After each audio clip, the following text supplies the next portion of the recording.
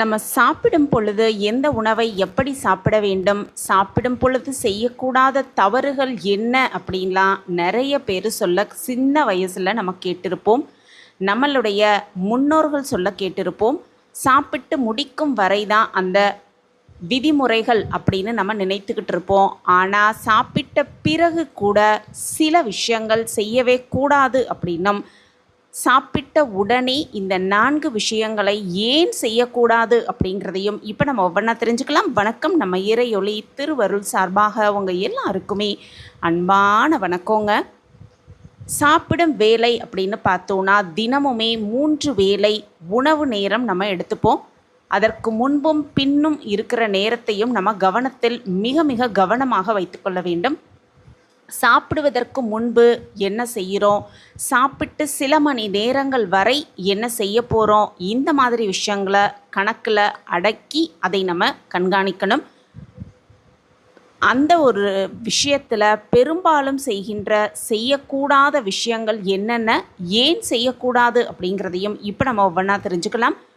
முதலாவதாக பார்த்தோன்னா, நம்மளுடைய நிறைய பேருக்கு மதியம் சாப்பிட்டு முடித்ததும் சில துண்டுகள் பழங்கள் சாப்பிடும் பழக்கம் நிறைய பேருக்கு இருக்குது. பழங்கள் நல்லது தான் அப்படின்னு எந்த நேரத்தில் வேண்டுமானாலும் சாப்பிடலாம் அப்படிங்கிற எண்ணம் நிறைய பேருக்கு இருந்துக்கிட்டு தான் இருக்குது.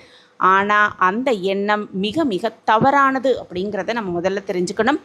காலை, மாலை, இரவு அப்படின்னு எந்த நேர உணவாக இருந்தாலும் சாப்பிட்டு முடித்தவுடன் பழங்கள் சாப்பிடவே கூடாது. அதுவும் குறிப்பாக பழங்களை சாப்பிடுவதை தவிர்த்து விடுவது ரொம்ப ரொம்ப சிறப்பு. 2 வேளை உணவுக்கு இடையில் ஸ்நாக்ஸ் நேரத்தில் தான் நம்ம எடுத்துக்கொள்ள வேண்டுமே தவிர, உணவுக்கும் பழங்கள் சாப்பிடுவதற்கும் 2 மணி நேரமாவது இடைவெளி இருக்க வேண்டும் அப்படிங்கிறத நம்ம முதல்ல தெரிஞ்சுக்கணும்.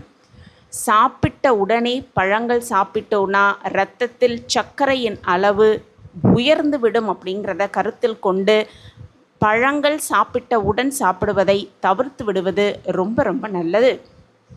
அடுத்த விஷயம் பார்த்தோன்னா, நிறைய பேருக்கு காஃபி, டீ குடிக்கும் பழக்கம், சாப்பிட்டவுடன் இதை குடிக்கும் பழக்கம் நிறைய பேருக்கு இருக்குது. காலையில் டிஃபன் சாப்பிட்டு முடித்ததும் அதன் இறுதியில் ஒரு நல்ல ஸ்ட்ராங்காக ஃபில்டர் காஃபி குடிக்கிறது அப்படிங்கிறது நிறைய பேருக்கு உரிய பழக்கம். அப்படி குடித்தாதான் சாப்பாடே நிறைவாக இருக்கும் அப்படின்னு சொல்பவர்கள் நிறைய பேர் இருப்பாங்க. அதுவும் மிக மிக தவறு அப்படிங்கிறத தெரிஞ்சுக்கணும். சாப்பிட்டு முடித்ததும் டீ, காஃபி குடித்தோன்னா உடலில் மினரல்கள் உறிஞ்சும் தன்மை குறையும் அப்படிங்கிறத தெரிஞ்சுக்கணும். குறிப்பாக இரும்பு சத்து, கால்சியம் இந்த மாதிரி விஷயங்களை உறிஞ்சுவதில் தடை ஏற்படும் அப்படிங்கிறத தெரிஞ்சுக்கிட்டு சாப்பிட்ட உடனேயே டீ, காஃபி போன்ற பானங்களை குடிப்பதை தவிர்த்து விடுவது ரொம்ப ரொம்ப நல்லது. அடுத்த விஷயமா பார்த்தோன்னா, சாப்பிட்டு முடித்ததும் ஒர்க் அவுட் செய்வது அப்படிங்கிறது, எக்ஸசைஸ் செய்வது, இந்த மாதிரி விஷயங்களை தவிர்த்து விடுவது ரொம்ப ரொம்ப சிறப்பு. அதை செய்யவே கூடாது அப்படிங்கிறத கருத்தில் வைத்துக்கணும். ஏன்னு பார்த்தோன்னா, சாப்பிட்டு முடித்ததோடு நம்மளுடைய உடல், குறிப்பாக உடலில் இரத்த ஓட்டம் நம் ஜீரண மண்டலத்தை தான் அதிகமாக கவனம் செலுத்தும். உடனடியாக அது ஜீரண வேலையை துவங்க ஆரம்பிக்கும். அதனால் அந்த சமயத்தில் நம்ம உடற்பயிற்சி செய்தோன்னா இரத்த ஓட்டம் தசையின் பக்கம் திரும்பிவிடும் அப்படிங்கிறதுனால இதனால் நிறைய அசௌகரியங்களை நம்ம சந்திக்க நேரிடும். வயிற்று வலி, குமட்டல் இந்த மாதிரி விஷயங்களை நம்ம சந்திக்க நேரிடும். அதனால் சாப்பிட்ட பிறகு உடற்பயிற்சி செய்வதை தவிர்த்து விடுவது ரொம்ப ரொம்ப நல்லது. குறைந்தபட்சம் உணவு சாப்பிட்ட பிறகு 1.5 மணி நேரம் இடைவெளி விடுவது அப்படிங்கிறது ரொம்ப ரொம்ப நல்ல விஷயம். 4வது விஷயம், சாப்பிட்டவுடன் குளிப்பதை தவிர்த்து விடுவது ரொம்ப ரொம்ப நல்லது. சாப்பிட்ட உடனேயே ஏன் குளிக்கக்கூடாது அப்படிங்கிற கேள்வியும் நிறைய பேருக்கு இருக்கும். ஏன்னு பார்த்தோன்னா, அதுக்கு 2 காரணங்கள் இருக்கும். வெந்நீரில் குளிக்கும் பொழுது, வெந்நீரில் குளிப்பதாக இருந்தால் சாப்பிட்டவுடன் ஜீரண செயல்பாடு துவங்கிவிடும். அந்த சமயத்தில் வெந்நீரில் குளித்தோன்னா உடலில் வெப்பநிலை உயரும் அப்படின்னும், இதனால் உடல் அழுத்தம் அதிகரித்து ஜீரணம் மெதுவாகிவிடும் அப்படின்னும் சில அசௌகரியங்களை நம்ம எதிர்கொள்ள நேரிடும். அப்படிங்கிறதுனால தான் சாப்பிட்டவுடன் குளிக்கக்கூடாது அப்படின்னு சொல்கிறாங்க.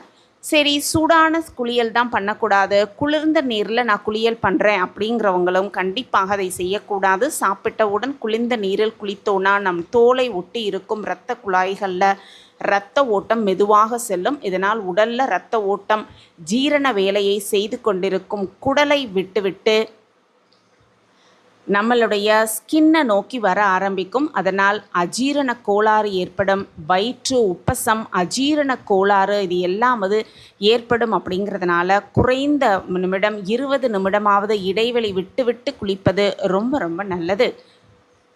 இந்த 4 விஷயங்களை தவிர்த்து விட்டு ஏன் செய்யக்கூடாது அப்படிங்கிறத புரிந்து அதை தவிர்த்து விடுவது நம் உடலையும் நம் மனதையும் பாதுகாக்காக வைத்து கொள்ளலாம். சந்தோஷமாக சுகமாகவும் நலமாகவும் வாழலாம். இந்த பதிவு உங்களுக்கு பயனுள்ள பதிவாக இருக்கும் அப்படின்னு நான் நம்புகிறேன். நம்ம சேனலில் நீங்கள் ரொம்ப ரொம்ப ஆதரவு கொடுத்துக்கிட்டு வரீங்க. எனக்கு ரொம்ப ரொம்ப சந்தோஷம். உங்கள் ஆதரவு மென்மேலும் கிடச்சிக்கிட்டே இருக்கும் அப்படிங்கிற நம்பிக்கையோடு மீண்டும் ஒரு புதிய பதிவில் பார்க்கலாம்.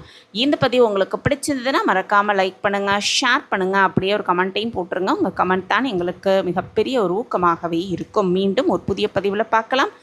நன்றி, வணக்கம்.